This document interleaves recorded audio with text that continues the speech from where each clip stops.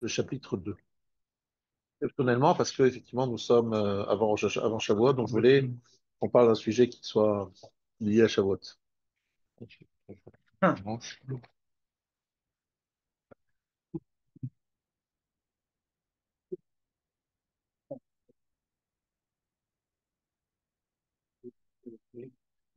Iné Talmud Torah ou Inyan Mouchach. Le fiche Zulato Yefshar Lagi à la Maaseh.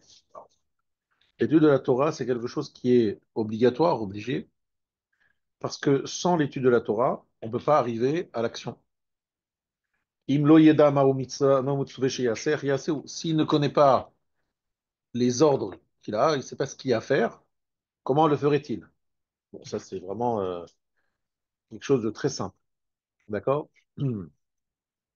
Ça veut dire que sur ce sujet-là, évidemment, c'est pas le principal mitzvah d'étude de la Torah. Le mitzvah d'étude de la Torah, c'est pas qu'un moyen pour savoir faire. Attention, c'est important que vous sachiez que là, le Rav, il va développer et expliquer que les mitzvot de Talmud Torah, c'est pas juste un moyen de savoir faire.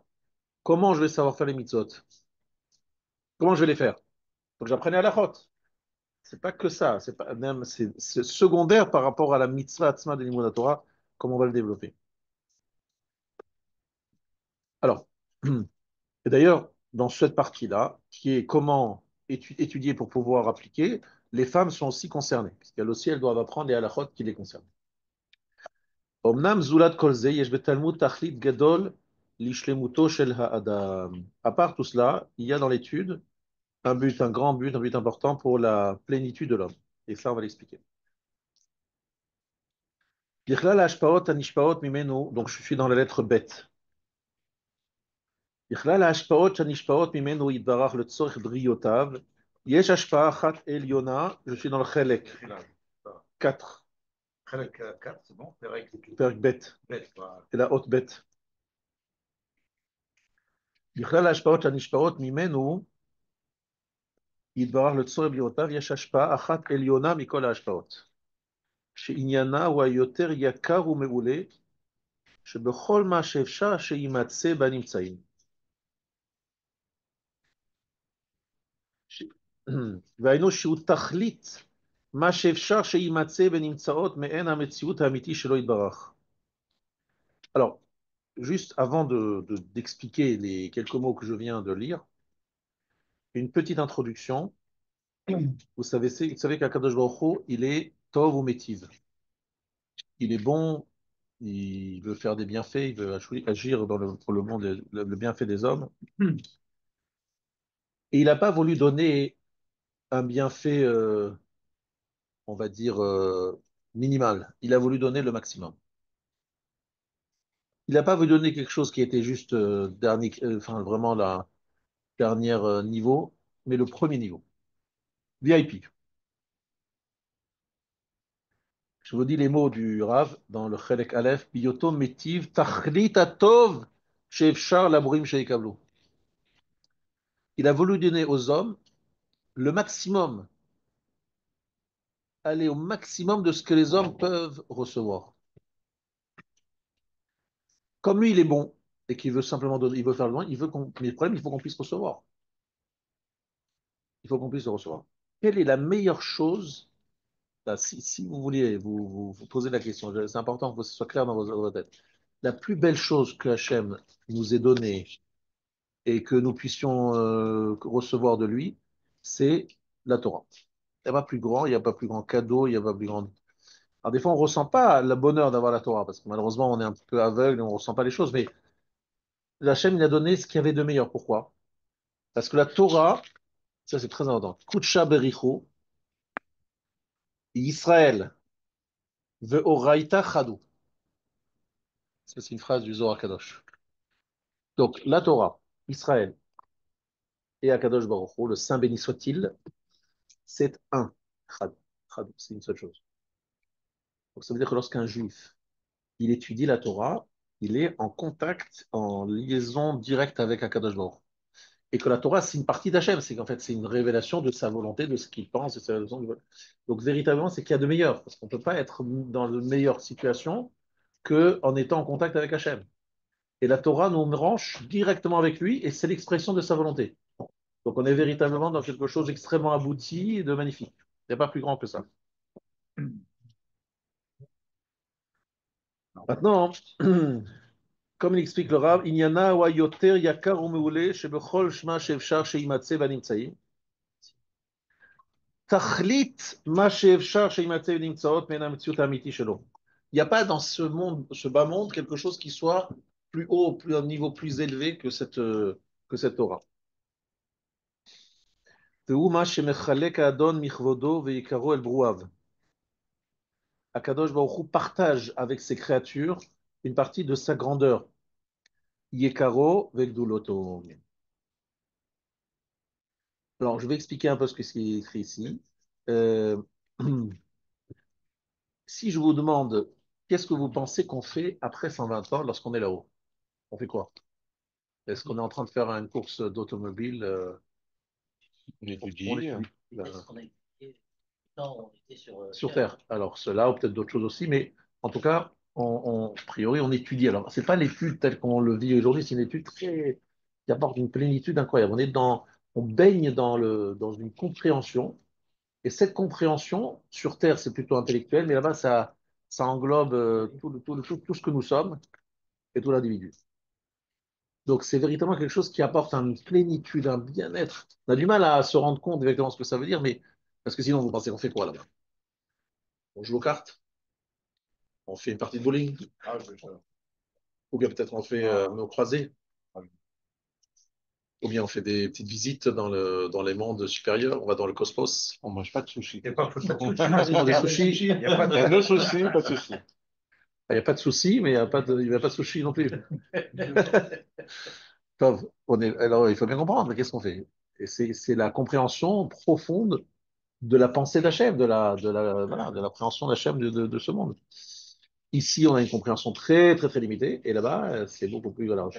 Elle n'est pas complète, hein. Ah, Par définition, vous n'êtes un être fini. Vous êtes un être créé, donc un être avec une fin, un début et une fin. Mais est-ce qu'on a les mêmes limitations là-haut? Bah du tout. Là-bas, on est beaucoup moins limité. Mais on est toujours limité, mais beaucoup, beaucoup, beaucoup, beaucoup moins qu'ici. Ici, le fait d'être dans un corps, ça nous limite énormément. il y a un CDR particulier qu'on étudie. Alors, non, franchement, je ne sais pas. Il y a pas de date à Je me rappelle Yomi vu plus. qu'il n'y a pas de Non, temps. j'ai pas été voir. Il n'y a pas de notion de temps, du coup. On n'est plus dans les temps, on compte plus, on ne dit pas on reste 1000 ans, 2000 ans. Voilà, Il y a pas de notion de date à Yomi, en fait. voilà. Il y a de la failli. Ah bah, Alors, en fait, je ne sais pas comment on étudie là-bas, mais je sais juste que je vais raconter une histoire qui m'a beaucoup marqué. C'est que le Rav Shach, un jour, il nous a dit une phrase.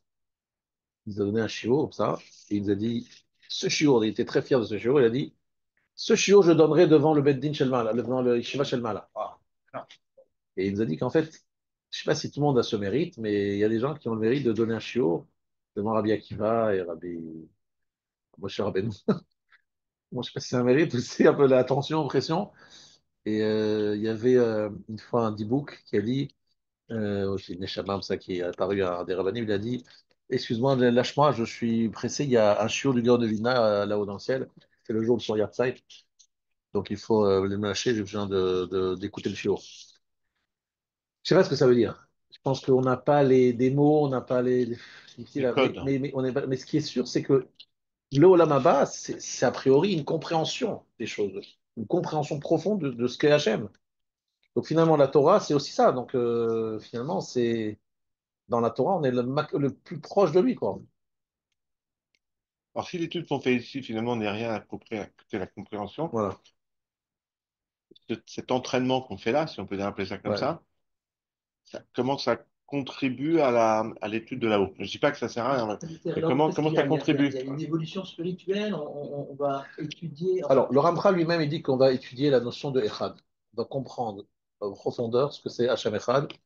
Et encore une fois, même ça, j'ai du mal à se dire avec des mots, mais ça paraît bizarre. Parce que ça prend combien de temps d'expliquer que Dieu est un alors, on avait compris que c'est pas Echad de balle, quoi, qu'on dit dans le Gan. Mais on a du mal à comprendre qu'on puisse en faire une éternité d'apprentissage, quoi. Donc, il peut y avoir une première partie, on va réanalyser l'histoire euh, de notre histoire à travers déjà le message d'Hachem. En voyant la vérité, on va essayer de voir comment est-ce qu'on a vécu, pour voir un peu les choses qu'on a bien faites ou mal faites. Après, évidemment, lorsqu'on étudie la Kabbalah, on peut comprendre un petit peu mieux. C'est des choses plus abstraites, plus lointaines de notre monde très matérialiste. Mais il y a une façon de comprendre qui est loin d'être. Par exemple, on a étudié juste avant ce shiur. Est-ce que le bracha on fait en premier? Est-ce qu'on fait la bracha d'abord sur de l'huile odoriférante ou d'abord sur des myrtes? Je suis convaincu que cette question-là, elle n'est pas juste une question de savoir qu'est-ce qu'on par quoi on commence, mais la myrte représente quelque chose. Le shemen arev, l'huile odoriférante, elle a une certaine signification. Il y a des significations beaucoup plus profondes et qui sont à l'origine de la chose. Parce que là-bas, il n'y a pas d'huile, il y a pas de hadassim, mais en même temps, il y a leur concept. C'est très dur pour moi de trouver une traduction pour bien vous expliquer qu'est-ce que ça veut dire étudier au niveau des shorashim, l'origine de la mitzvah. Et lorsqu'il disait tout à l'heure, Michael, qu'ici on a un apprentissage, il faut bien comprendre. En vérité, ce qu'on devrait faire en faisant les mitzvot ici, c'est en les pratiquant, en les mettant en pratique, de les comprendre beaucoup mieux que si on n'est pas en pratique. Ça veut dire que c'est comme un apprenti, tu vois. Tu apprends la médecine, et puis on te Théorie. dit, voilà, vas-y, La théorie. reçois des médecins, voilà, il y a une urgence là, monsieur, qu'est-ce que tu fais? Alors là, oulala, alors tu es obligé de mettre en pratique. Là, entre le moment où tu as étudié sur un papier, Ouais, sur en théorie, elle a pas la de... théorie, on est d'accord, c'est pas la même chose. C'est sûr. Et c'est sûr qu'une fois que tu as fait la pratique, ta compréhension même sur le côté théorique est beaucoup plus puissante. C'est l'histoire. Ben, ça, c'est la même chose dans la Torah. Lorsque tu pratiques comme il faut, comme il faudrait pratiquer, avec des connaissances préalables, il est évident qu'il y a un retour à partir de l'expérience pratique. Et en plus, si on te pose des questions, en plus, si on te pose des questions en tant que Rav, Posek, donc tu vois plein de situations étonnantes qui t'obligent à revoir ta compréhension théorique pour pouvoir trouver une solution pratique dans ce cas précis. Donc c'est extraordinaire, comme ça t'oblige à te... Donc il y a un lien entre la pratique et la compréhension profonde des choses qui est extraordinaire. Pareil chez les Dayanim. Dayanim, mais c'est incroyable. Ouais, Entre un Dayan qui a eu énormément de questions ouais, et un Dayan qui n'a fait que étudier dans les livres, mais ça n'a aucun rapport. bien sûr. Aucun rapport. Mais c'est logique parce qu'il est obligé de trouver des solutions, de trouver des réponses. Je vais vous donner même à mon tout petit niveau. Il y a un grand rave d'Israël qui m'a dit vérifiez mon livre. Je dis mais attendez, vous êtes rigolo, vous êtes beaucoup plus Tamil Chacham que moi. Il m'a dit non, mais vous avez en Khoslaret certaines situations que nous n'avons pas en Israël. Il y a des cas précis, des cas pratiques. Là-bas, il s'agissait d'Amira le Goy, relation avec les Goyim Shabbat. On n'a pas tout ça là-bas. On est entre juifs, machin, c'est pas. Donc il m'a dit vous avez des situations que vous allez pouvoir nous présenter, que vous avez peut-être approfondies, que nous on n'a pas approfondies. Donc la pratique oblige et fait que finalement la Torah grandit. Et là, vous avez des livres ici. C'est plein de livres qui sont des livres de halacha, des maasé, et souvent des she'elot ou tshuvot. Questions, réponses, c'est-à-dire des responsables, on appelle ça en bon français. Donc c'est des questions qui ont créé des réponses, qui ont obligé les rabbinim à répondre, et qui ont fait que la Torah elle a grandi, grandi, grandi, grandi, grâce à toutes ces questions. Donc voilà, moi je pense que l'étude ici, approfondie, grâce à la pratique, elle s'enrichit. Je pense que ça, c'est une évidence. Dans le Olam à émettre, là-bas, c'est plutôt le côté plutôt théorique, ça veut dire l'origine de cette chose. Pourquoi est-ce que la Torah nous a dit qu'un taureau qui est encore une vache a commencé à réfléchir si la vache elle avait déjà un petit, si elle a perdu son petit, mais on n'est pas sûr. Bref, il y a toutes sortes de questions qui nous paraissent pas très importantes dans le quotidien, mais qui, une fois étudiées dans leur origine et leur sens profond et caché, ça donne une lumière incroyable. Et ça n'a pas de limite. Ça n'a pas de limite. Ce sens-là dans les chouettes. Ouais, vous avez vu ça en fait, dans ce moment, en fait, Shavuot. C'est incroyable, des choix bizarres qu'on nous présente là-bas. On va Difficile à capter. à capter, ouais, c'est sûr. Maintenant, je suis Exactement. doute. Mamash et Non, chez vous, tu as les doutes. Haïdou. Il y a de bitou.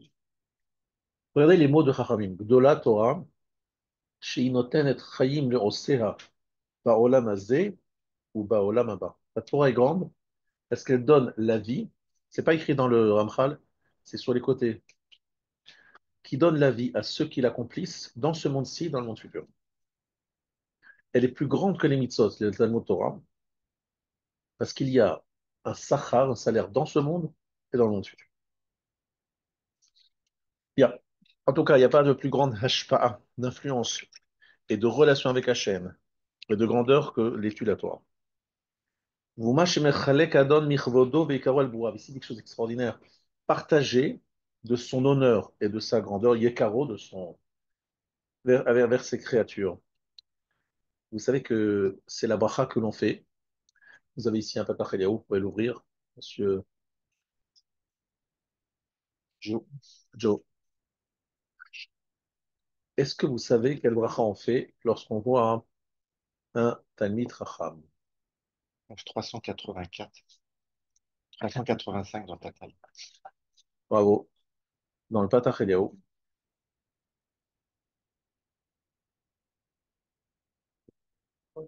À la vue d'un grand maître de la Torah. La page était exacte, il a dit. 385. Ouais, Ah oui. et toutes les brachot. Toutes les petites brachot. Des brachot un peu spéciales. Baruch ata Hashem, Elokeinu melech haolam, shechalak mechokmato lire'av. Chalak.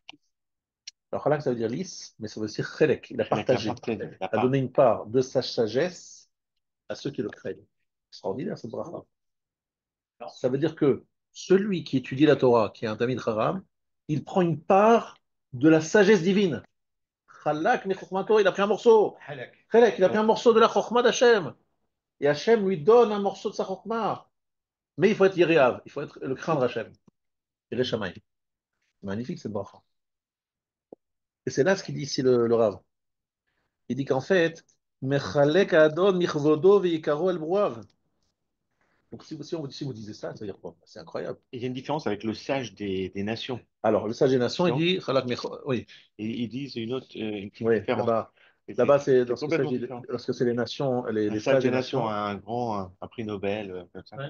quelqu'un qui est un grand scientifique, par exemple. Pareil, on fait le bracha pour les Oui, autres. regarde. Et même Baruch ata Hachem, Hashem Elokeinu Mecholam Shenatan Mechochmato le Basavadan. Il a donné de sa chokhma un être de chair et de sang. Là, c'est écrit Shenatan. Quand on voit une personne, voit un scientifique, il voit un prix Nobel. À la vue d'un savant des autres nations. donc il y a un prix Nobel, par exemple. Chez Nathan, avait pris Albert Einstein, c'est le bon exemple. Chez Nathan, mais Chokhmato le Basavadan. Après, ils disent des autres nations. Au Léonard de Vinci, tu vois On en a Léonard de aussi. Vinci, tu dis aussi. Notre nation aussi, elle a des. Non, non. Non, On parle de. après, Léonard de Vinci, mais bon, chez Nathan, mais ça c'est intéressant, là il a dit chez Nathan, Ouais, ça, c'est différent. il a donné, C'est Hachem qui a donné. alors que ici Ah. c'est chez Khalak, il a partagé, il prend un petit peu de ce qu'il a. Incroyable. Un peu comme, Il part. comme Abraham. Abraham, il leur a Il a donné pris des part. cadeaux et barrez-vous. Aux autres enfants Voilà, qui avaient ici Khalak. Là, il dit je Viens, peux viens, je te donne un rien, morceau de moi, un morceau de ce que je. Tu vois, c'est subtil. Très fin. Voilà. ואומנם קשר הבורא יתברך את השפעתו זאת בעניין נברא ממנו לתכלית זה והוא התורה. En fait, Hachem a trouvé dans la Torah un moyen de donner à l'homme une part de lui-même, en fait. Une part de lui. Sans rien perdre. בעניין זה משתלם בשתי הבחינות, בהיגיון ובהשכלה. היגיון c'est quoi et השכלה c'est quoi? היגיון, alors ça il ne faut pas se tromper, parce qu'il y a des gens qui se trompent, mais vous n'allez pas vous tromper grâce à ma traduction. Higayon, il y a deux niveaux. Higayon velimud, c'est-à-dire la parole. Vehagitabo yama valayla. Alors,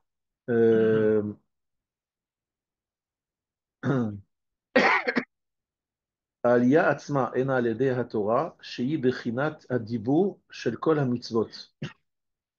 לכן המצווה בה היא והגית בו ימה ולילה. כי בחינת הדיבור הוא תיקון התורה. Alors c'est très important la notion de la parole dans la Torah. On pourrait réfléchir qu'avec son cerveau.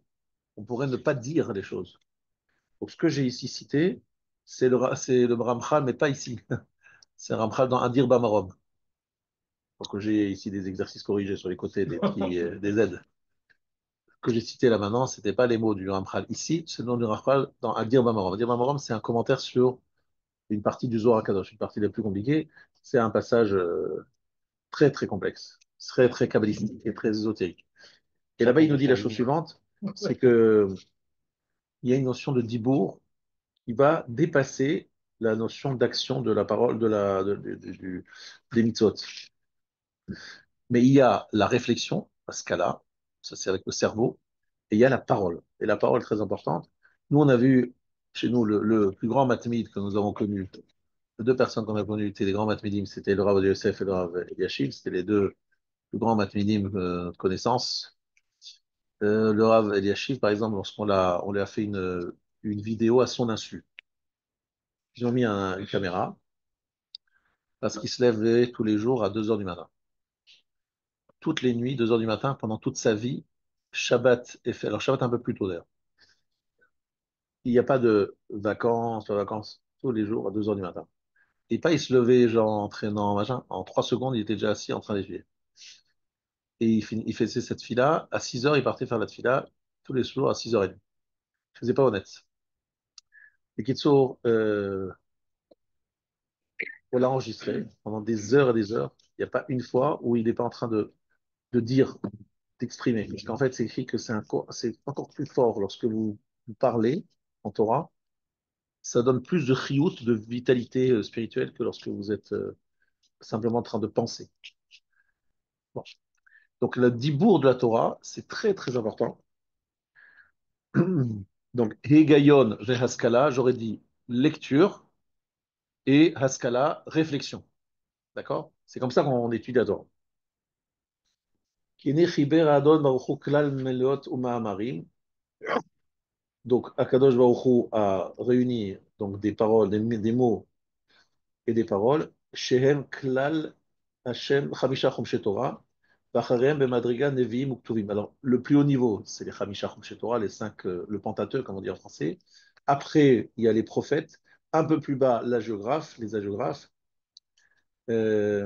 וקשר בהם ההשפעה הזאת באופן שכשיודברו הדיבורים ההם תימשך ההשפעה הזאת לדבר אותם. Donc on a vu ça il y a quelques semaines, c'est que si c'est la Torah Shebichtav, la Torah écrite, lorsque vous la lisez, même si vous ne comprenez rien, ça marche, c'est comptabilisé comme de l'étude et ça a une influence, ça représente quelque chose, ça a une force. Parce qu'il y a une telle puissance dans chaque mot que même si on ne comprend pas les mots, ben ces mots-là, le fait de les dire, ça a une influence et ça s'appelle du limud Torah. Origine du Shinra, Shnemicha vechatargum. cette origine-là. Alors, c'est pour ça qu'on a voulu qu'on lise 2 fois le verset et 1 fois le Targum. 2 fois le verset, parce que c'est en le lisant, c'est important de le lire. Et même si on ne comprend rien, c'est vrai. La traduction araméenne, c'est un sujet un petit peu complexe. J'ai lu quelques phrases en Maharal que je n'ai pas comprises, donc je ne voudrais pas parler sans reprendre. Il dit des fois sur l'araméen qu'il a un niveau très très élevé. Il dit des choses incroyables sur l'araméen. Puisque Onkelos, c'est l'araméen. C'est une langue d'araméen. L'araméen, c'est une langue d'araméen. De gens qui habitent en de la Araméen. région. Voilà. La région de Canada. L'Arménie aujourd'hui. Mais à l'époque, c'était beaucoup plus large. C'était l'Iran, l'Irak de l'époque, parce qu'on habitait le Talmud Bavli. Le Talmud de Babylone a été écrit donc en Irak, Iran actuel, et on parlait là-bas l'araméen. Actuellement, elle existe encore. Oui, Oui, il y a encore. Les Irakiens parlent encore l'araméen. Oui, il y a encore c'est une langue vivante encore. Ouais. Et ce qui est très bizarre, c'est qu'on lui a donné une telle importance. Le livre de référence pour nous, c'est Talmud Bavli, le Bavli Yerushalmi aussi, c'est comme ça. Ben, c'est de l'araméen. Le livre référence du judaïsme est en araméen quand même. Je parle pas du Chumash, mais la Torah orale, c'est de l'araméen. Je parle maintenant de la Gemara. C'est quand même choquant. Et les anges ne comprennent pas. Dans les Chinois, on n'a pas des cours d'araméen. Bien sûr, le Mais Babli, on n'a pas Babli, il n'y a besoin, que ça. on n'a pas besoin de faire des cours Faire d'araméen. vivre. Pas Alors besoin. sachez qu'on n'a pas besoin parce qu'on en fait tout le temps de l'araméen. Oui, je sais. On le connaît bien l'araméen. Ah oui, dans On a le. des mots qu'on ne connaît pas. Ah, mais non, mais Vous ne dans connaissez pas, mais ceux qui étudient la Torah depuis longtemps le Talmud, il y et a qui que sont ça. des forts et qui sont versés, Bien sûr. ils Dans la connaissent Gemara- l'araméen. Ils non, connaissent mais l'araméen. dans la Gemara, il y a On a beaucoup pas- de mots en C'est arabe. la langue de Jésus. Non, non, non. C'était un arabe. C'est une langue qui est kadosh, qui a une grande kudusha bizarrement, je ne sais pas Comme le pourquoi. grec. Beaucoup plus. Non, non, pas du tout. Non, non, mais Beaucoup plus que le on grec. pourrait. Le grec aussi. Parce qu'effectivement, ce qui est étonnant, ce que je vous dis, c'est qu'aujourd'hui, pour quelqu'un qui ne comprend rien en araméen, on continue à lui dire, fais 2 fois le verset en hébreu et 1 fois en araméen, alors que tu ne comprends rien. À l'époque, c'était la traduction, parce que les gens comprenaient l'araméen, ils parlaient l'araméen. Mais aujourd'hui, ça ne veut plus dire grand-chose. Et pourtant, le Shulchan Aruch il est possèque, même quelqu'un qui ne comprend pas l'araméen, il fasse son kelos. Quelle est l'importance? C'est pas logique. Traduire en français. Si, c'est très logique. Non, mais c'est au contraire, ça aurait été logique de dire, en cette période, si tu ne comprends pas l'araméen, Tu c'est en peux en français. français. C'est l'équivalent de l'araméen de l'époque. Et c'est pas ce qu'ils disent. Et pourquoi le Maharal explique, non, l'araméen, c'est une kdusha. franchement, j'ai du mal à vous expliquer. Mais il y a aussi quelque chose que vous devez savoir, c'est que Onkelos, en traduisant, il n'a pas juste traduit comme un traducteur, il a mis des commentaires, un petit peu il a mis un peu de lui-même, Du sens. du sens. Donc c'est pour ça que c'est aussi un sens qui nous échappe des fois, mais c'est important de garder cette langue et de la de perpétuer, tout en, je vous dis franchement, j'ai du mal à comprendre Et pourtant, les sa anges ne dimension. comprennent pas l'araméen. Quand on fait Tachanoun seul, on ne dit pas les passages en araméen. Exactement, lorsqu'on fait les passages en araméen, ne se disent pas lorsqu'on n'est pas minyan. C'est très bizarre, très très bizarre. Bon, Alors, il l'aurait fait en yiddish, j'aurais compris, mais c'est très étonnant cette histoire de l'araméen. Abraham, il parlait de quoi en araméen? Sans doute, ouais. Je pense Oui, qu'Abraham, il oui. parle en araméen. Araméen, il parlait araméen. Il était Ouais. Qui observant venait de d'Irak. Il parlait le Lashon Kodesh et l'araméen. Parce que le Lashon Kodesh, on en parlait depuis Adam Arishon. Donc je pense qu'il parlait le Lashon Adam Kodesh. Arishon parlait la Shana Kodesh pas araméen. Non, non. Alors, Adam Arishon, c'est écrit dans Rashi, clairement, mais il a une farchine, quoi. Parce qu'il parlait le Lashon Kodesh. Et tout le monde parlait, mais tout le monde parlait le Lashon Kodesh. Tout le monde parlait. Parce qu'après, il y a eu la dispersion des langues à Oui. l'époque de la tour de Babel. C'est là C'est là que. que l'araméen est sorti. Voilà. Et- Entre autres, pas seulement. Et tous les animaux sont la Shona Kodesh. Ouais. Non, les animaux, dans leur sens. Oui, oui, oui. Dans la Shona Kodesh. Par exemple, C'est Lashon Kodesh. C'est Arié, les couleurs. Donc, alors, donc on a Chumash, on a Nevi'im et on a Ketuvim. C'est-à-dire le Chumash, le Pentateuque. Les Nevi'im, c'est un niveau en dessous. Et les Ketuvim, c'est un niveau en dessous. C'est pas évident ça, quand les Ketuvim, c'est un niveau en dessous. Ketuvim, c'est des géographes. Lorsqu'on parle d'hagiographe, c'est quoi dans Ketuvim? C'est, on parle de Iov, Ah. on parle de Tehili, Toutes les écritures qui disent. Ketuvim.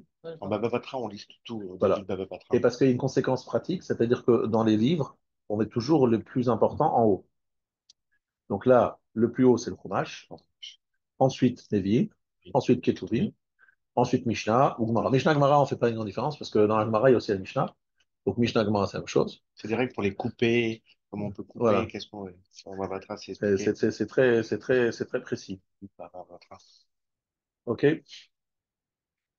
Donc, lorsque quelqu'un dit chez Yuduba Yudberu Adiburi Mahem, lorsqu'on dit ces mots-là, donc des mots souvent qu'on ne comprend pas, mais qui sont en hébreu ou en araméen, enfin, les mots de. Parce qu'il y a aussi Daniel, qui est en araméen. Vous avez Ezra, vous avez Nehemiah. c'est cette région, effectivement. Ça, c'est tout ça, c'est Ketuvim. Hein.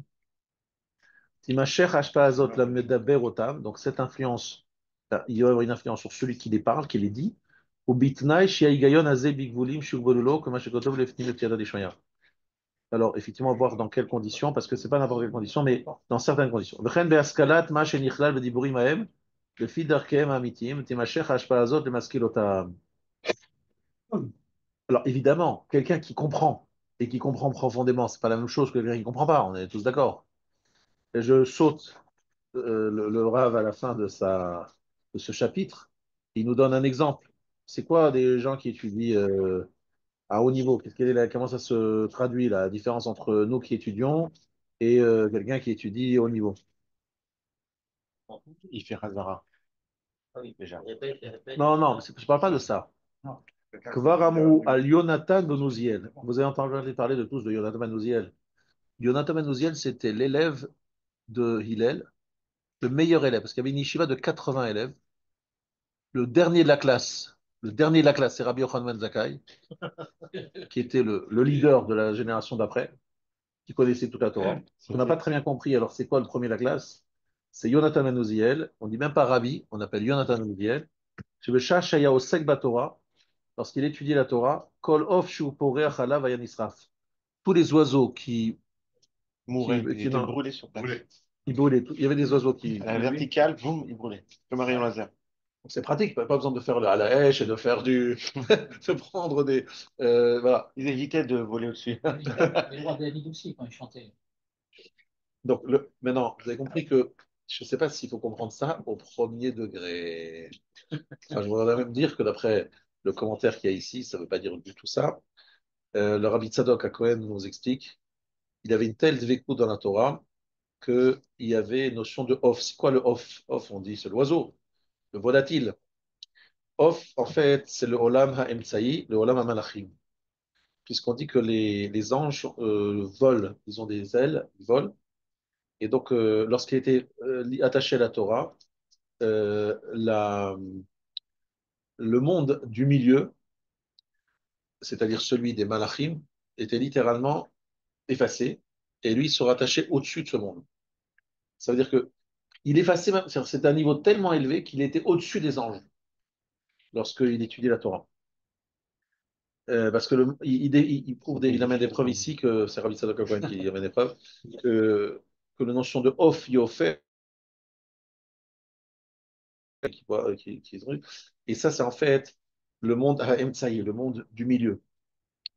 Et lui, il était branché directement au monde au-dessus. Alors, qu'est-ce que ça veut dire exactement? Franchement, je suis très, très, très, très, très loin de comprendre ce que ça veut dire. Je veux juste comprendre qu'il y a des gens qui étudient la Torah. C'est un niveau incroyable. On est dans un monde très, très différent de quelqu'un, de la même personne qui étudie le même passage. Une autre personne qui étudie le même passage. Il étudie, bon, et il est branché Il est superficiel, l'autre, très, il est très superficiel, et profond. l'autre, mais c'est de la profondeur, mais il y a aussi une kedusha.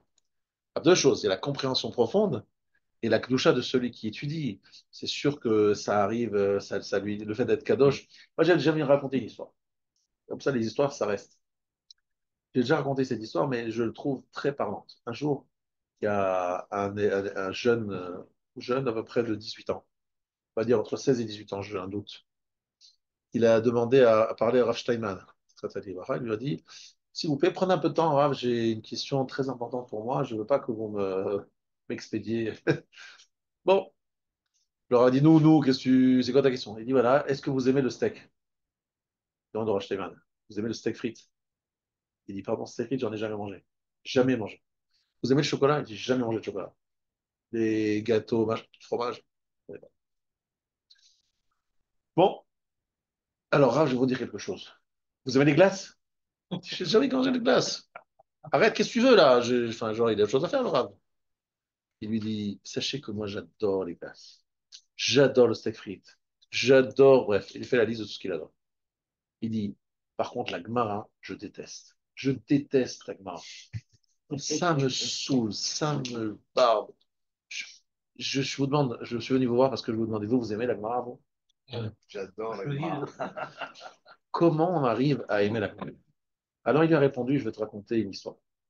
Et un jour, un monsieur qui est venu voir le médecin et lui a dit, médecin, je ne comprends pas. Tout le monde me dit que le chocolat, c'est très bon, et moi, j'aime pas le chocolat. Je ne comprends pas, j'aurais bien kiffer le chocolat, tout le monde kiffe le chocolat. Et le médecin lui dit, ouvre la bouche. Il a ouvert la bouche, il lui a dit, tu vois là, tu as des aftes, tu as des blessures. Ton palais, il est abîmé. Donc tu ne sens pas la douceur du chocolat. Le chocolat, il est doux. C'est toi qui as un palais abîmé. Il dit, écoute bien, cher Bachour, cher jeune. La Torah, elle est douce, mais tout le monde ne ressent pas la douceur. Il faut d'abord nettoyer le corps. C'est quoi nettoyer le corps? Quelqu'un qui ne pense qu'à kiffer des plaisirs matériels, il n'a pas le ressenti de la douceur de la Torah. Et celui qui arrive à se nettoyer et des avérotes et des mauvaises midotes et d'un excès de kiff, celui-là, il ressent la douceur de la Torah. Et je trouvais cette image très forte. Ne croyez pas, si vous ne kiffez pas l'étude de la Gemara, que c'est parce que la Gemara n'est pas douce. Elle est magnifique, elle est extraordinaire. C'est parce que vous n'êtes pas prêt à l'étudier. Et votre corps, vous n'avez pas fait des efforts. C'est exactement ce qui va se passer. Sol lecha, on reçoit les deuxièmes luchot. Hachem l'a dit, il faut tailler la pierre. Tous les sages nous disent qu'ici, il s'agit d'un message.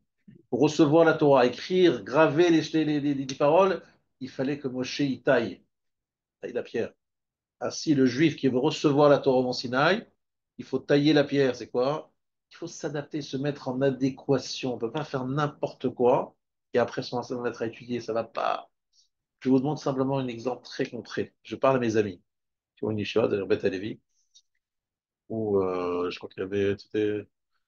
Bref. Voilà, Chabad. C'est des amis à moi. On était ensemble à la yeshiva. Et il se trouve, on était ensemble à l'école. Et, euh, et en fait, je lui ai demandé, mais qu'est-ce qui se passe au niveau des jeunes aujourd'hui? Vous les voyez comment au niveau de leur étude? Il m'a dit, on sent la différence. La différence, elle se sent même d'année en année, ou en tout cas tous les 3 4 ans. Et nous, on l'analyse comme ça, c'est que les enfants sont tellement habitués à, tellement dans la tête, plein de bêtises, parce qu'ils ont vu plein de choses sur les écrans. Lorsqu'on veut leur enseigner la Torah, ils n'ont plus la même Peut-être évoluer. capacité Leur look. de passer du temps Évoluer. posément, d'aller jusqu'au fond des choses, de poser. Lorsqu'on commence à chialer, bon, c'est quoi la réponse là, quoi. Non, il vous casse le moral parce que vous voulez faire un long développement pour expliquer comment vous êtes Aucune arrivé. patience. Ils n'ont pas Aucune. de patience, ils sont Ouais. pas envie, ils n'ont plus d'air, Et ils va, arrivent. va, va, va, va au Ouais, but, voilà, va au va but, vite, va au vite, but, va va au vite, va but. vite, va vite. La démonstration, bon, on verra. Voilà, voilà. Tu vois Ouais. ça aussi dans le Ouais, contrôle. mais non, moi je le vois avec mes propres Voilà, enfants. c'est On ça. peut plus rien développer comme Voilà, le cheminement, plus rien. Ouais, vas-y au truc. Et après, si le résultat me plaît, voilà, je veux bien entendre, mais rapide la démonstration. voilà. Ah oui, Ah, ça non, te c'est casse le moral. frustrant. Ah ouais, c'est frustrant. Et c'est impressionnant de voir qu'ils me disent qu'avant, c'était pas comme ça. En tout cas, c'était beaucoup moins comme ça. Il y a toujours eu des élèves qui n'avaient pas les nerfs, mais je veux dire que, même je parle des bons, des gens de qualité, ils sont, le cerveau, le corps, on est tous un peu abîmés. Et c'est pour ça que la Torah, elle n'est pas douce, mais la Torah en elle-même est douce. Sauf que notre corps est abîmé. Ça, c'est une très belle image que je voulais ici dire avant Shavuot en plus. Et donc je termine. Jonathan Mezouir, est-ce qu'il étudie la Torah comme c'était un homme d'une Kedusha, d'une Tahara, bref, un Kadosh, Jonathan Mezouziel. Parce qu'en fait, on l'a réduit au rave des Shiluchim. Bon, c'est rigolo, mais c'est pas un chatran d'un Melousiel, c'est pas son rôle. Mais, C'est un homme kadosh. il avait d'autres collègues où, quand ils étudiaient, il y avait un mur de feu. Et ils Ah étaient ouais, dans la. Khazak, on voit ça, Rabbi Eliezer, Rabbi Yoshua. Ils Ouais. attendaient la Brit Mila. Vous entendez, vous imaginez, vous êtes dans le Brit Mila. Ça traîne, comme d'habitude, on attend. Il y a deux rabbins, ils sont en train de parler, et tout d'un coup, il y a un feu qui descend, qui les entoure. Un mur de feu en train. Voilà, c'est un truc de feu, ça qui les entoure. Ben, vous voyez ça, vous dites, oh là là, mais qu'est-ce qui se passe ici? C'est Elisha Ben Avuya, elle dit, mais vous allez brûler ma maison. Mais alors les rabbins disent, mais il n'y a pas de problème, c'est pas un feu qui brûle ici. On étudie la Torah, de Torah on passait au Nevi'im, les Nevi'im on passait à la Ketuvim, Ketuvim on passait à la Mishnah. Bref, normal quoi, genre, je trouve ça normal. Ils étudient, il y a du feu autour. C'est normal. C'est le feu du Sinaï. Vous voyez ce que je veux dire? C'est notre niveau de l'imoun. C'est ça que vous voulez savoir. J'ai lu en fait un passage qui se trouve à la fin, la dernière partie de ce chapitre que je suis en train de vous enseigner, où on nous dit, mais est-ce que ça veut dire arriver Kvar amrou al Yonatan ben Uziel, שבשעה שהיה עוסק בתורה כל עוף שהיה פורח עליו היה נשרף, מפני עוצם השראת השכינה שהייתה שורה עליו על ידי לימודו. La présence de la Shekhinah Et sur qui était sur lui au moment de son étude. Imaginez la Kdusha qu'il y avait autour de lui. Moi, j'imagine aussi le gars de Vina qui étudie. Sa maison devait être, je sais pas, une fois sa femme, c'est pour ça qu'il mourait de faim. Alors, le gars de Vina et sa famille, c'est catastrophe. Aujourd'hui, il devrait y avoir une queue de donateurs qui voudraient juste, s'il vous plaît, accepter juste, je vous donne. À l'époque, qu'est-ce qui se passait? Il y avait un gabaye qui lui devait lui apporter chaque semaine ou chaque mois une toute petite mascorette, un petit machin. Et qu'est-ce qui s'est passé? Le gabaye, il mettait dans la poche. Au lieu de donner au gars, imaginez que c'est la gravité. les Il mettait dans la poche au lieu de donner au gars de Vina, il prenait pour lui. Et le gars de Vina, il n'a pas voulu le dire pour ne pas lui faire honte. Non. Donc pendant des années, il se retrouvait avec zéro entrée. Sa femme a essayé un petit peu de faire un petit quelque chose, machin. Et avec des enfants, etc. C'était une horreur. Il vivait dans l'extrême pauvreté. Mais vous imaginez, sa femme un jour lui a dit, une des copines a dit, bon arrête, t'es un batelin, un mari. Imagine, on dit de lui. Mais qui t'es marié, il a un frère, il faut rien, il est en train d'user le banc. le vent. Tirer le banc. Pour dire à quel point il y a des gens qui peuvent vraiment ne rien voir, quoi. C'est incroyable aujourd'hui. On se dit, mais quelle chance si on avait le Granvina pour lui poser des questions. Mais bon. Alors la femme du Granvina lui a dit, écoute, viens, je te montre quelque chose. Écoutez bien cette histoire. Je te montre, tu vois, c'est cette chemise. Et regarde-moi cette autre chemise. Et donc deux chemises, dit laquelle mon mari a mis une semaine. Je lui dis, je sais pas, il n'y a pas de différence. Mais sache qu'une des deux, il a mis pendant une semaine, il n'y a pas un signe ni de transpiration, ni de saleté, ni de machin, etc. C'est quoi mon mari? C'est un manard, c'est un ange. Donc arrête de parler de lui. Pas grand chose. Non, pour vous dire que il peut y avoir un homme comme ça dans une ville, et les gens peuvent le laisser mourir de faim, ne pas savoir qui il est, mais dans sa maison, c'était C'était le rendez-vous de Rabbi Shimon Bar Yochai. Il y avait souvent Racham d'origine. Il raconte que qu'il était des témoignages qu'encore Rabbi Shimon Bar Yochai venait étudier avec lui. Eliyahu Hanavi, le Harizal. C'est ça, la fréquentation du Gor de Vilna à la maison. C'est des choses. C'est Raphaël de Volgine qui raconte. C'est pas quelqu'un qui rêve et machin. Il amène des preuves, il raconte des histoires, des trucs incroyables qui se passaient dans cette maison.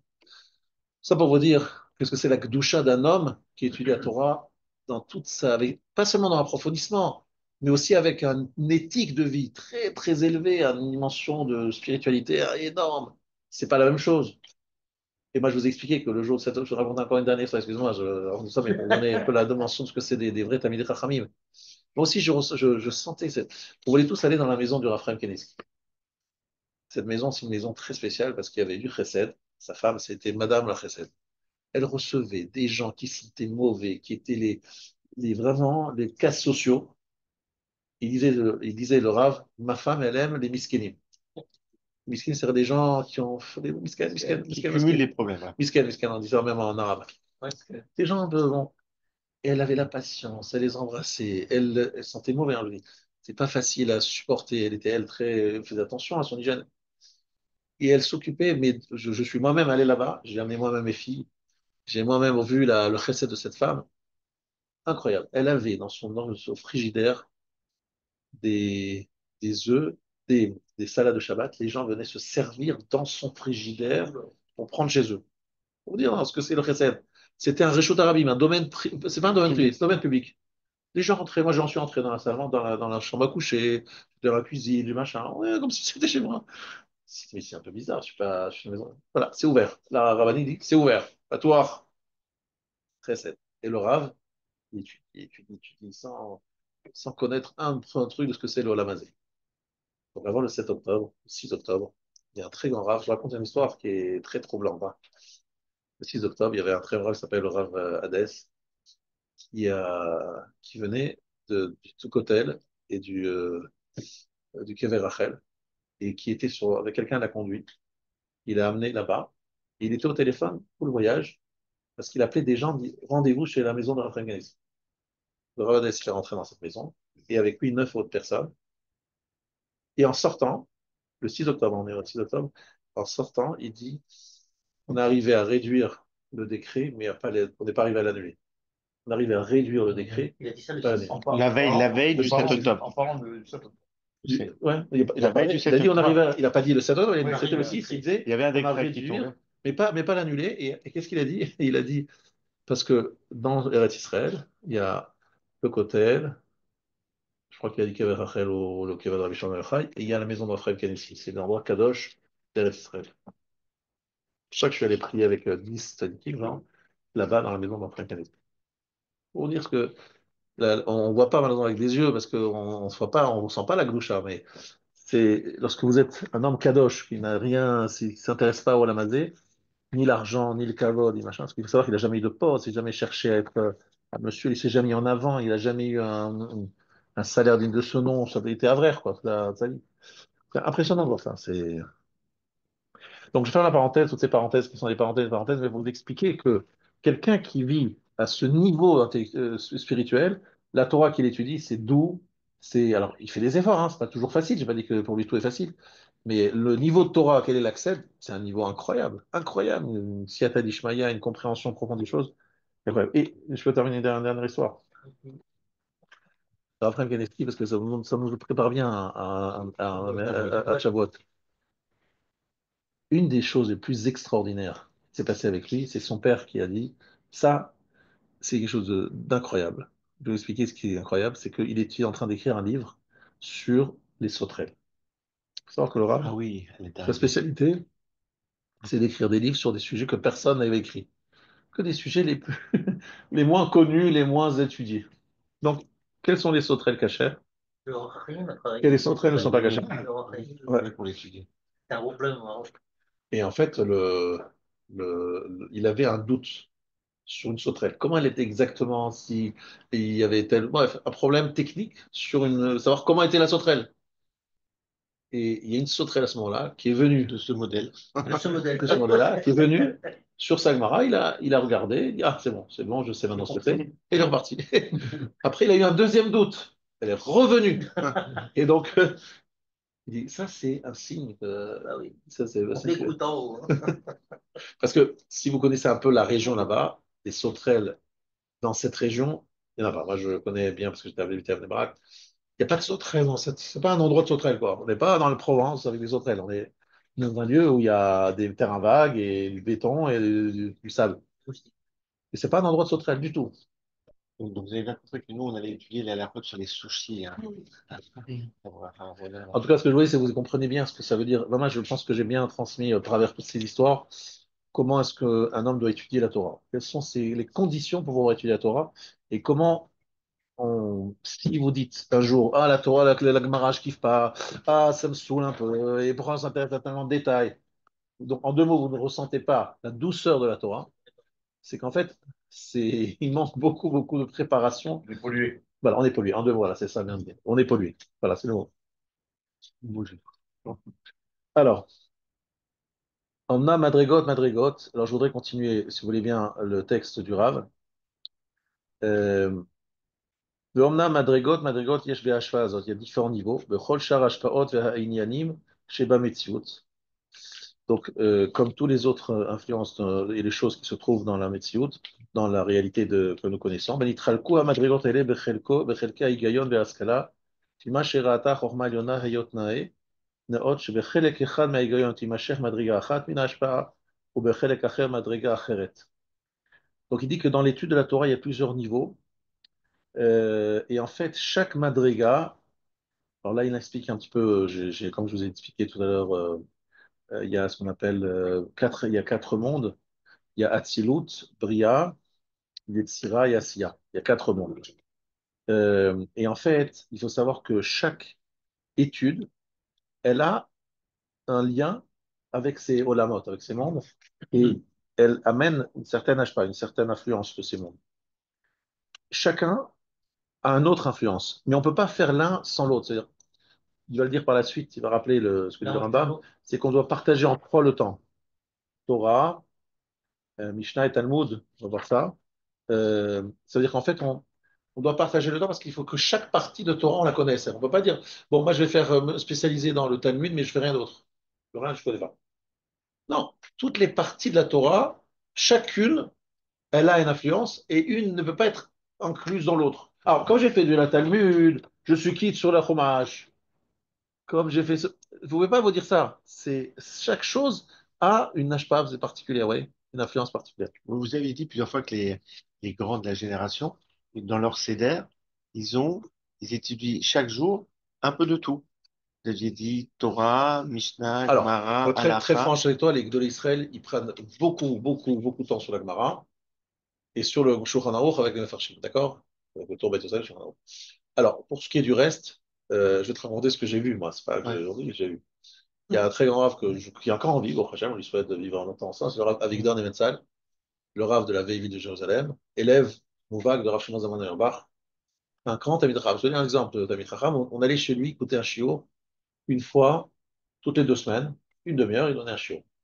Des fois, il citait des passages de Tanakh, tu vois. Et des fois, il s'oubliait. Il commençait le premier passo, et il continue. Tu dis, bon, c'est en fait, il connaissait par cœur. Mais à quel moment il étudie ça? C'est lorsqu'il se rendait chez son rave, le rave Shlomo Donnebar, il partait avec des tefilines, donc il met des tefilines toute la journée, lui. Il est en toute la journée, donc il allait dans le bus, donc il descendait de chez lui, il habite dans la vieille ville de Jérusalem, juste à côté du Kotel, il prenait le bus, mais il avait un livre de Tanakh dans la main. Il avait les tefilines cachées sous le chapeau, et comme ça, il allait chez son rave faire, poser des questions de halakha avec son rave. Donc ça veut dire qu'il révisait sans arrêt, mais c'est pas le principal moment. Il faisait ça, entre guillemets, rapidement, tu vois. Ça, Dans ces temps c'était. morts, dans ces temps morts, Ouais. quelque part.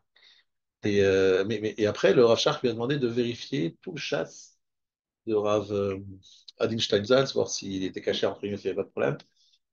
Parce qu'il savait qu'il connaissait tout le chasse. Il dit, des fois, je suis fatigué, il dit comme ça. Je suis des fois fatigué et j'oublie quelque chose dans le chasse. Tu vois, il est fatigué, il oublie des fois une partie du chasse. Bon, on va dire que voilà, c'est ce niveau-là, quoi.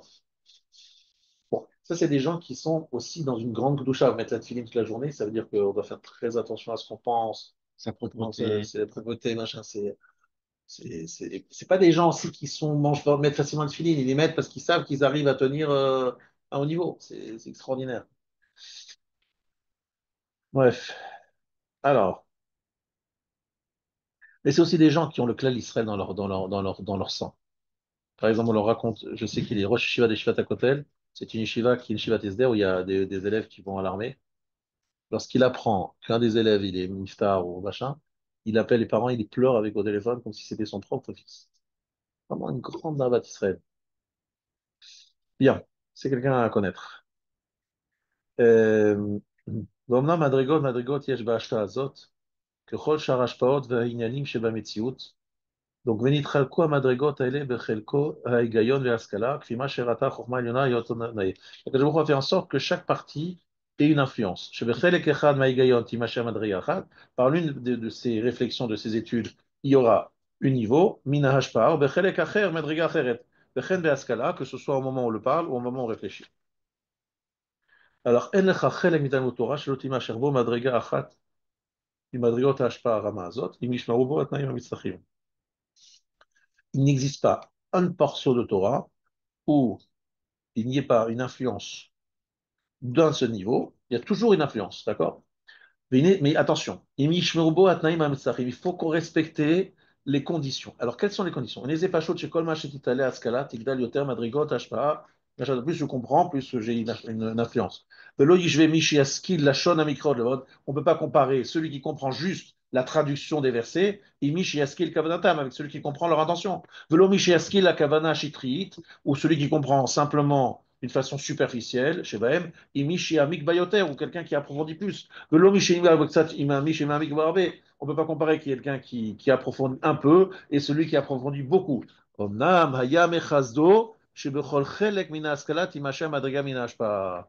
Chacune de ces escalades, c'est-à-dire même quelqu'un qui peut dire moi je ne comprends pas grand-chose, monsieur le rabbin, à quoi ça sert? Vous savez très bien, il y a des sages dans ce monde, je suis un nul, à quoi ça sert que j'étudie? Laissons ça pour les spécialistes, les grands chachamim. Non, Rabbi, la Torah, c'est chaque juif qui doit l'étudier. Ah, tu ne vis pas avec un haut niveau, c'est superficiel. Étudie comme tu peux. Chacun doit étudier. C'est pas réserver une élite à. Ça, c'est un grand principe. Les gens se dire, bon, franchement, je travaille beaucoup, j'ai pas beaucoup de temps, je suis fatigué. Lorsque j'étudie, bon, c'est un peu superficiel. À quoi ça sert? C'est pas vrai. Chaque étude, peu importe son niveau, a une influence. Tout celui qui va réfléchir en Torah va gagner de cette influence-là. Celui qui n'a rien compris, simplement il lit. Même s'il fait simplement lire, il ne comprend pas. Il va y avoir une partie de la hashpa, une partie de l'influence. La majeure partie des juifs vont pouvoir avoir un trou dedans. Parce que c'est important que vous sachiez que pour avoir droit au Olam Haba, un seul problème, il faut avoir un lien avec la Torah. On ne peut pas arriver dans l'Olam Haba sans Torah. Torah, c'est pas juste la pratique, les mitzvot, mais c'est aussi l'étude de la Torah. Et ça, tout le monde doit y arriver. Alors, on demandait les femmes. Vous vous rappelez cette question, les femmes? Eh bien, les femmes, elles accompagnent leur mari, ou elles attendent leur mari, ou elles accompagnent leur enfant, elles attendent leur enfant. Bref, elles sont là pour accompagner les hommes dans leur étude. Elles n'ont pas la mitzvah absolument d'étude la Torah. Ça veut dire que il n'y a pas d'autre moyen d'y arriver que de se lier. Alors, quelqu'un qui ne sait rien, qui ne fait rien, qui n'étudie pas, au moins qu'il soutienne quelqu'un qui étudie. Il étudie à sa place. C'est un grand chidouche qu'il y a dans les mots de la Torah. C'est qu'on peut faire par délégation. Ça n'existe pas dans les autres mitzvot. Fais Shabbat à ma place. Hein, très bien. Mais Pour moi, tu fais Shabbat, donc tu fais Shabbat Mais 2 fois. c'est une- Et dimanche aussi.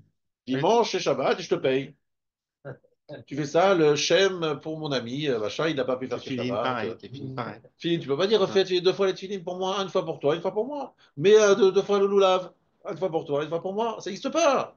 C'est toi et chaque juif qui doit faire l'imouna Torah. Et même si c'est pas un haut niveau, et même si tu ne comprends pas bien, mais en partage, j'ai bien remarqué, et vous aussi, même les plus simples, ils ont du mal des fois à comprendre une marre, d'accord, mais lorsqu'il s'agit d'affaires, et lorsqu'il s'agit de trouver une petite faille, un petit machin, tous deviennent très intelligents. Donc en fait, vous vous rendez compte que l'intelligence est très sélective. Si on est motivé, on veut vraiment comprendre, on trouve Hachem. On a... Et là, ils sont malins, les Juifs, hein. Très, très, très malins. Ouais, incroyable. Alors, maintenant, ça, on a compris. On a compris qu'en fait, il faut Omnam zulat zot hadraga hanimtset ligmul ההשתדלות בני האדם בה כשירו אמיתי, או נמצא בה הדרגה וחילוק לפי מה שצריך לתקן בה כלל הבריאה, עד שהן חלק ממנה שלא יתוקן על ידו ויושלם חלק מחלקי כלל הבריאה. Alors attention, il faut comprendre que le Rav ici nous apprend quelque chose de très important. Il y a ce qu'on appelle le tikkun haberia, la réparation, si on peut dire comme ça en traduction mot à mot, de la création. C'est quoi ces mots bizarres? Tikkun, abria, c'est quoi ces mots-là? Alors, il faut comprendre que lorsque vous faites quelque chose ici, je sais que c'est difficile à entendre parce qu'on a du mal à s'imaginer que c'est comme ça, mais c'est le émet. Et on s'en rendra compte après 120 ans. Le problème, c'est que ça sera trop tard. Donc, il faut en être compte avant. Donc, chaque chose que nous faisons influence et crée quelque chose là-haut. Voilà. Qu'on le veuille ou non, c'est comme ça. Notre neshama, elle est raccordée là-haut. On fait quelque chose, c'est une influence là-haut. Donc, lorsque j'étudie la Torah, je suis metaken des choses. Donc, toi, tu as une neshama bien particulière, un corps bien spécial. Ton travail à toi, personne ne peut le faire à ta place. Et aujourd'hui, personne ne peut le remplacer par un autre jour. Un jour, c'est un jour unique dans l'histoire. Il n'y aura jamais plus, on est d'accord, le 28, on était quoi aujourd'hui? Le 28 Iyar, 5785. L'année prochaine, il y aura un 28 Iyar, Bezrat Hashem, 5786. Mais ce n'est pas le même.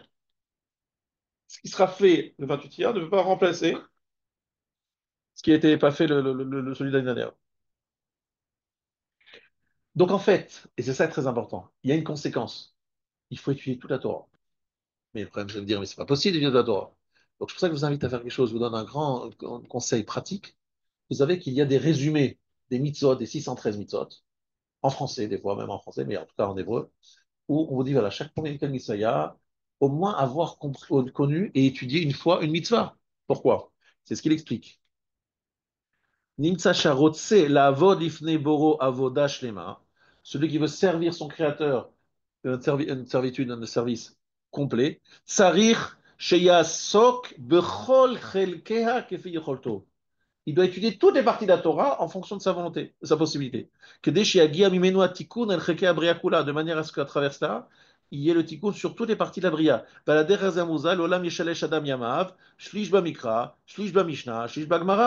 Il faut partager en trois. Un tiers le Mikra, c'est-à-dire le Chumash et le Nach, un tiers la Mishnah et un tiers la Gemara. ובכלל זה כל חלקי התורה, c'est le cas de toutes les parties de la Torah, שיחלק בהם זמנו עד שיחוז בכולם, ולא יניח ידו מאחד. Il doit rien laisser de côté. אך שיעור ההישג שיעסוק בכל אחד מהם, ראוי שימדד לפי מה שהוא אדם. Par contre, le mesure, combien de temps tu passes pour la Mishnah, combien de temps tu passes là pour le truc, ça effectivement, ça change selon les gens. Il y a des gens, il faut passer plus de temps sur le Mikra, d'autres, ils vont passer plus de temps sur la Mishnah, d'autres plus de temps sur le Talmud. Ulfi mikol amikrim akorim oto, et aussi selon les circonstances. Attention. Les conditions de celui qui étudie. Aïra, première condition, la ira. C'est quoi la ira? Betalmud atzmo. Non, mais c'est quoi le Talmud atzmo? Au moment du limoud. Comme on va expliquer. Tikuna maase bechol et. De ne pas faire de faute, hein. De tikkun hamaaseh, que l'action soit parfaite. Les équines kol kocha shel Torah et la lenoma b'shem kashar vetala idbar shemad hashpatato yikaraba. Quelle est la force de la Torah? C'est parce que Baruch Hu va lier son influence à toi. Parce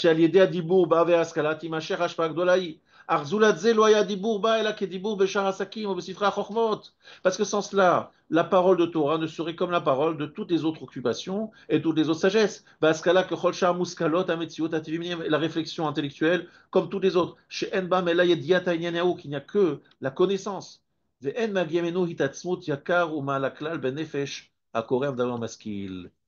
De l'autre qui compte là la brière. Il y a quelque chose de très très important.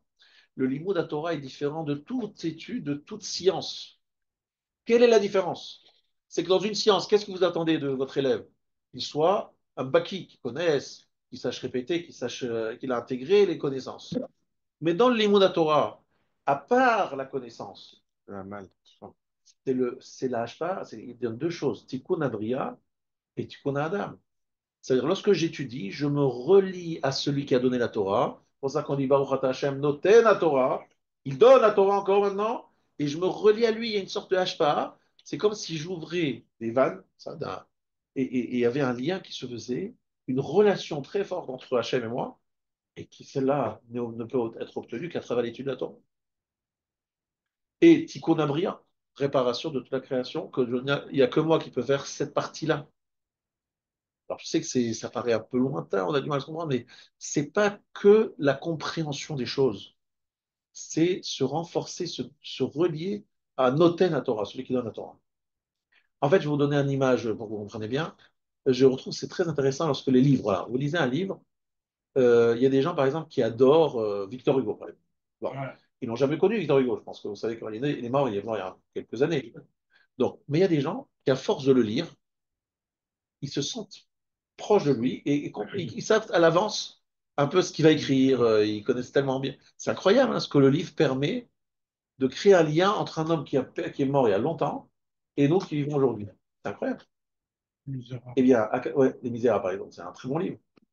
Mais c'est vrai que c'est un homme qui a marqué son temps, et pas seulement son temps. Il a su avoir une influence par la suite, à travers son écrit. C'est incroyable. Akadosh Baruch Hu, l'Avdil et l'Eferdalot. Aujourd'hui, si tu lis ce qu'il a à dire à Hachem, tu te relis à lui, quoi. Tu te rapproches de lui, tu comprends comment il réfléchit, tu comprends qu'est-ce qu'il pense, qu'est-ce qu'il aime pas, tu vois, toutes sortes de choses que tu évalues, que tu comprends, à travers la compréhension et la lecture de ses œuvres. Parce que c'est ses œuvres, c'est la Torah chez Birta, la Torah chez Balpé. Alors c'est vrai que c'est écrit des fois Rabbi Shimon ben Chayoma, Rabbi Yochanan, Rabbi Shlakish, il y a plein de noms qui apparaissent, mais ça c'est que pour tromper l'ennemi. C'est pas eux. Eux, ils parlent au nom d'Hachem, mais c'est pas qu'ils inventent des trucs. C'est Alpi Hachem, ils disent, voilà, c'est ce que Hachem il veut. C'est pas en train de dire ce qu'eux ils pensent. Mais Hachem leur a donné la capacité de découvrir ce que lui veut. Et c'est ce qui se passe aujourd'hui encore. Lorsque vous avez une question d'Alaha, vous allez voir un possède qui vit en ce moment. Vous lui dites, monsieur, il y a écrit nulle part la réponse à cette question parce que cette question, elle n'existait pas. Pour une raison très simple, c'est qu'il n'y avait pas ce sujet au niveau technologique, c'est pas possible. Expliquez-nous qu'est-ce qu'on fait. Par exemple, un exemple très simple. Quelqu'un qui prend l'avion et qui va faire le tour de la Terre, il y a un moment où il y a des grandes questions. Moi, j'avais une fois cette question. Si quel moment il fait Shacharit, tellement il fait Mincha, tellement il fait Rav. Parce qu'il fait un moment où ça change le jour. Il n'y a pas de changement, où il est toujours dans la journée. Donc il va dans le sens, oui, dans le sens, c'est toujours le jour. Donc il me dit, mais c'est quand? J'ai raté vite là. Et Hanouka, c'est quand que j'allume là? Parce que je n'ai jamais fait de nuit et je vais retomber dans le. C'est quel jour là maintenant? Je sais plus où je suis. Ouais, c'est des questions qu'il n'y avait pas avant. Vous pouvez vous retrouver dans des situations où vous habitez en Islande. Vous dites quel moment je fais Shabbat, machin. Il y a plein de questions qui sont nouvelles